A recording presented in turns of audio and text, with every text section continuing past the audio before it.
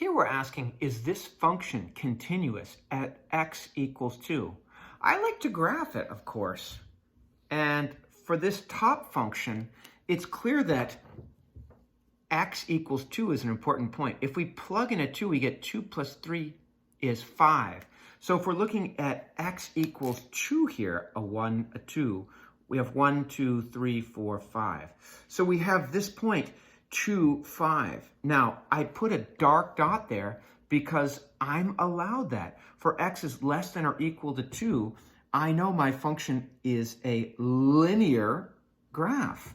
So this is the point 2, 5, and has a y-intercept of 3 right here. And so our graph is going to look something like this, going off this way. And for x is greater than 2, we've got x squared. Well, let's see. Here is our y equals x squared function, and it looks something like this. And we know that when we put in a 2 for x, we get a 4. So we have this point 2, 4, and it goes up and up and up like this.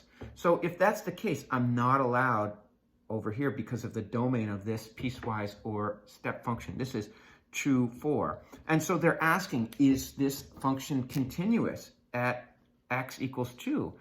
The answer is clearly no, because we have a jump discontinuity. Why jump? Well, if we take the limit as x approaches 2 from the left of this function f of x, y is heading towards 5. But the limit as x approaches 2 from the right is going down to 4. The left-hand limit does not equal the right-hand limit. Because of that, I can tell you I have jump discontinuity, or I could simply just look at the graph. Or without even looking at the graph, if I plug a 2 in here, I know the y is heading towards 5. If I plug a 2 in here, I know the y is heading towards 4. We have a jump discontinuity because the y values are not equal. We're not heading towards the same y. We're asked, is this function continuous? Well, take a look. Let's set our denominator equal to 0. Remember, when we're doing that, we're looking for vertical asymptotes. So x equals 2 is our vertical asymptote. So I have a no-fly zone here at x equals 2.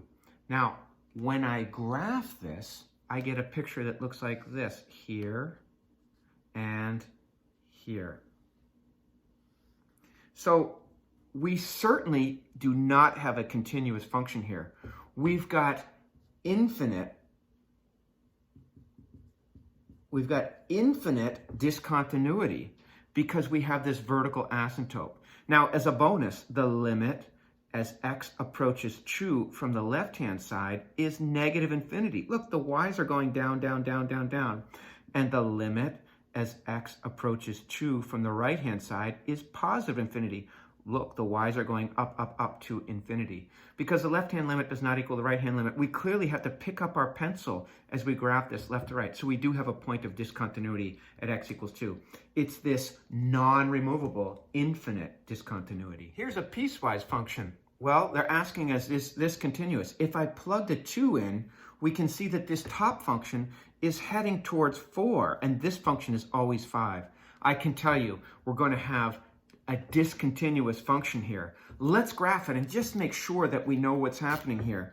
It tells us that y is equal to x squared for all values of x except x is equal to 2. So here is where we have x equal to 2.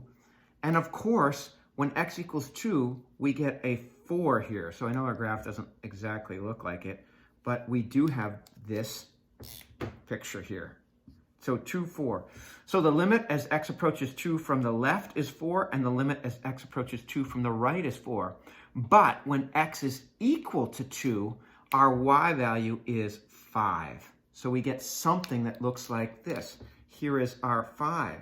Now, the limit from the left is equal to the limit from the right. The limit as x approaches 2 from the left is 4, and the limit as x approaches 2 from the right is 4. But the actual value here is 2, 5.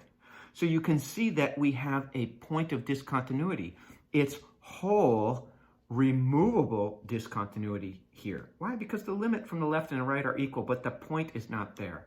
So it violates our third principle of having a continuous function at that point. The function value is not right where the limit is.